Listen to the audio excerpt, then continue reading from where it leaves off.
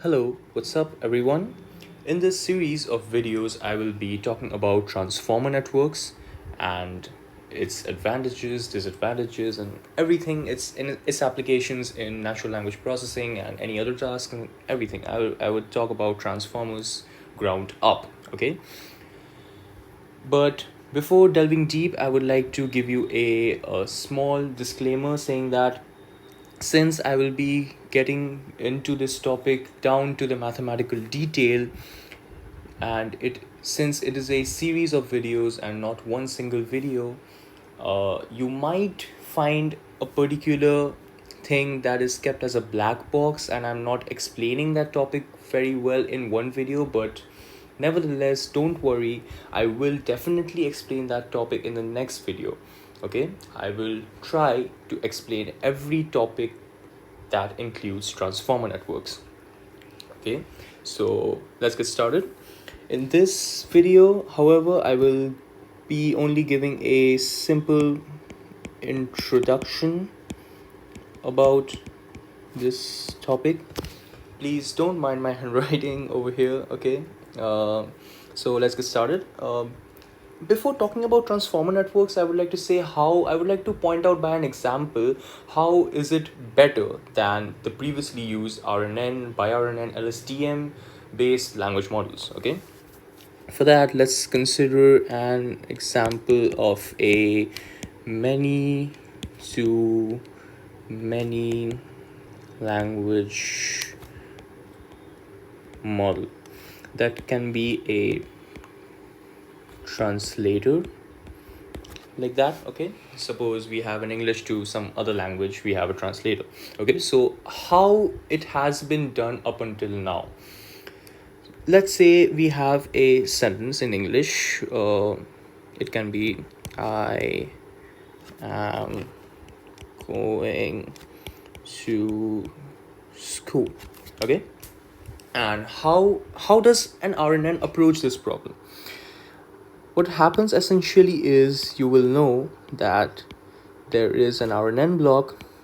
It takes one single word at a time, produces an output, propagates that output into the next RNN cell, which uses that output as well as the second word to produce another output of its own.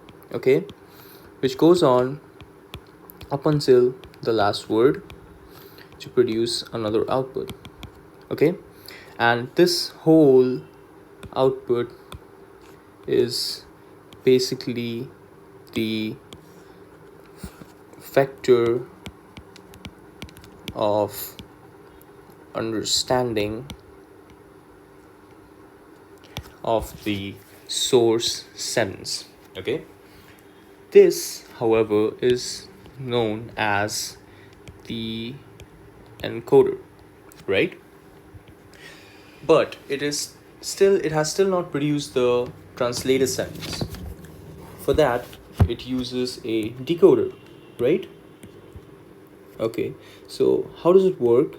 A decoder also consists of RNN cells in the same way, but the first RNN cell takes input of the start of sentence token, the vector of understanding, to produce the first word, right?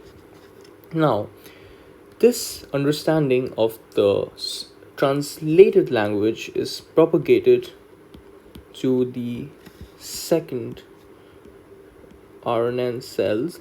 Okay, by the way, this all of this RNN cells can also be BiRNN, LSTM, or whatever your choice is. Depending on that, it changes directions and whatever. I won't be explaining that topic that well. Also, this understanding is transferred over to the next cell, and this first word, produced word, goes in as an input to the second cell to produce the second word, right?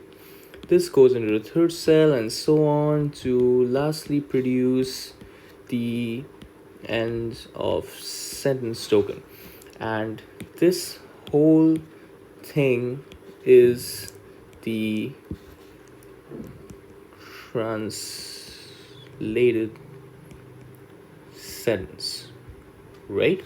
So this is how an RNN approaches the language translation problem, and this is known as a decoder and this is an encoder. Okay, but how does okay, let's talk about why this thing is a bit problematic. Okay, so what essentially happens is, let's say this one calculation over here, okay, I'll mark it in a different color.